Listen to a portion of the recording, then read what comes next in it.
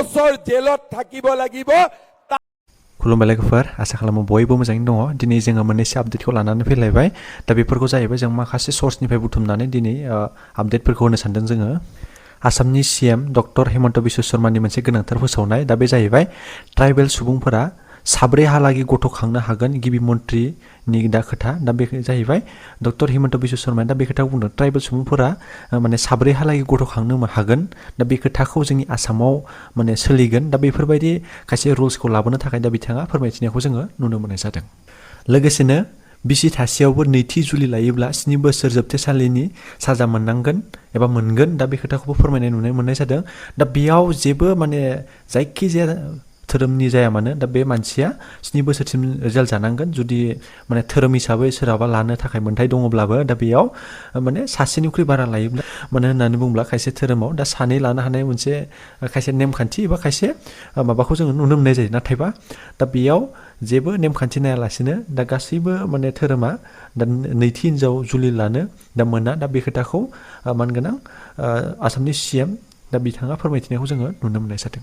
BTCनि एबा BTRनि मोनफ्रोमबो जिल्लायाव दिनै एबसुआ मोनसे रेलि, गेदेरथार रेलि लानायखौ जों नुनो मोननाय जादों।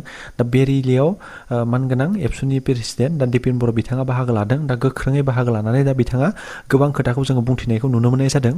लोगोसेनो बै रेलिनि समाव दा बेयाव बाहागो लाफैग्राफोरनि गेजेराव दा बेयाव मोनसे अर नांनानै सासे सुबुङा दा अर खामजानानै दा जायगायावनो गोलैना थानाय दा बेफोरबायदि थासारिखौबो जोङो खायसे सर्सनिफ्राय मोननाय जादों। दा बे बेसेबां सैथो एबा बेसेबां माबायदि थासारियाव दं दा बेखौ जों आपडेटखौ मोननाय जायाखै। नाथायबा दा बै समाव अर खामजानानै सासे मानसिया दा जायगायावनो गोलैना थानायखौ दा बे नुथायखौ जोङो नुनो मोननाय जादों। दुलाराय बर' फरायसा आफाद एबा एबसुनि बे गेदेरथार धर्नाखौ लानानै दा गोबां रायजो राजाफोरनि गेजेराव एबा पाब्लिकनि गेजेराव गोनो गोथो जानाय एबा गोनो गोथो बुंबाय थानायखौ जों नुनो मोननाय जादों। दा बेफोरबायदि खोथाखौ जों बुंसोनायखौ नुदों। दा बे जाहैबाय दिनै UPPL पार्टिया जेननायनि थाखाय दिनै एबसुआ धर्ना लादों। दा बेफोरबायदि खोथाखौ जोङो ससियेल मिडिया खौरां बिजोङाव जोङो बेफोरबायदि खोथाखौ जों नुबाय थानाय जादों। दा बे जाहैबाय एबसुनि खायसे दाबि, एबसुआ मा दाबिखौ लानानै दिनै माने दाबि खालामदों एबा बेफोरबायदि माने मोनसे रेलि लाबाय थादों।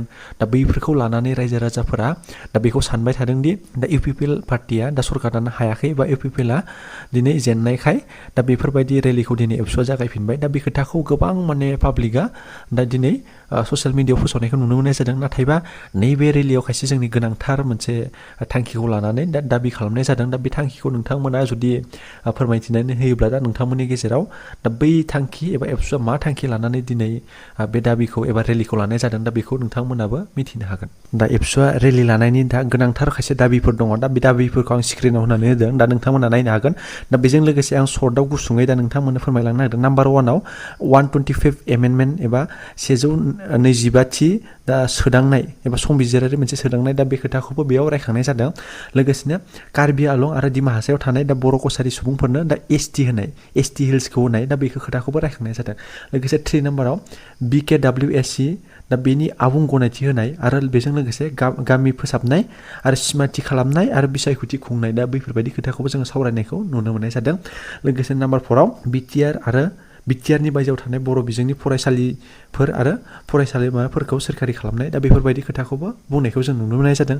लोगोसे 5 नाम्बाराव दङ सनितपुर आरो बिश्वनाथ जिल्लाफोरनि BTRआव गोबां गामि सोदेरनाय आरो BTRनि खोला बाहागोनिफ्राय उफ्रा गामिफोरखौ सोफादेरनाय दा BTRआव खायसे गामिखौ सोफादेरनाय दा बेफोरबायदि खोथाखौबो बेयाव दाबि दैखांनाय जादों। लोगोसेनो 6 नाम्बाराव दङ हाग्रा मोनथाय आयेन, माने 2006नि दा हाग्रा मोनथाय आयेन दा बेफोरबायदि खोथायाव ट्राइबेल हारिफोरनि थाखाय हानि मोनथाय होनाय दा बे खोथाखौबो रायखांनायखौ जोङो नुनो मोननाय जादों।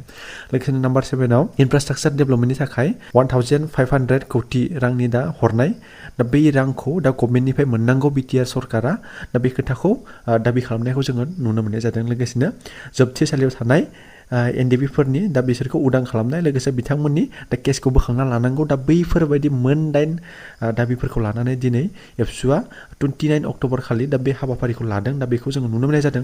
बे दाबिफोरखौ जों नायोब्ला जों खायसे नुयो दा जोंनि BTRनि एबा BTCनि दा जौगानायनि थाखाय खायसे दाबिफोरखौ दैखांनायखौ जों नुनो मोननाय जादों।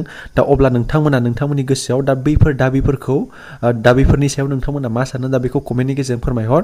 दा खायसे दाबिखौ नायोब्ला जों खायसे दाबिया दा बे गनायथावना एबा खायसे सरकारि जानांगौ माने फरायसालिफोर एबा फरायसालिमाफोरखौ सरकारि जानांगौ दा बेफोरबायदि खोथाखौ रायखांनायखौ नुनो मोननाय जादों अब्ला नोंथांमोना मा सानदों दा बेखौ कमेन्टनि गेजेरजों फोरमायहर दा राजखान्थिनि मोनसे बिग आपडेट दा बे जाहैबाय एनडिए नागारसिगोन इउपिपिएल दोलोआ फैगौ 2022 मायथाइनि बिधान सभा बिसायख'थिनि थाखाय साखाफारा इउपिपिएल दोलोआ दा एनडिएखौ दा इउपिपिएल दोलोआ नागारसिगोन दा बेफोरबायदि खोथाखौ जोङो गोसारनायखौ जों नुनो मोननाय जादों दा बे जाहैबाय इउपिपिएल पार्टिया जाहैबाय दा बिटिसिआव 5 बोसोर सरकार सालायलांबाय दा बेनि उनाव दा एनडिएनिफ्राय दा इउपिपिएलआ नागारसिगोन एनडिएनिफ्राय ओंखारसिगोन दा बेफोरबायदि खोथाखौ जोङो गोबां सर्सनि गेजेरजों जों बेफोरबायदि खोथाखौ जोङो मिथिनाय जादों এইবাৰ আমি অসমত সিদ্ধান্ত লৈছো যি পুৰুষে এগৰাকীতকৈ বেছি মহিলাক বিয়া কৰায় সি যি ধৰ্মৰে নহওক কিয় 7 বছৰ জেলত থাকিব লাগিব তাৰ বিকল্প আৰু একোৱে হ'ব নোৱাৰে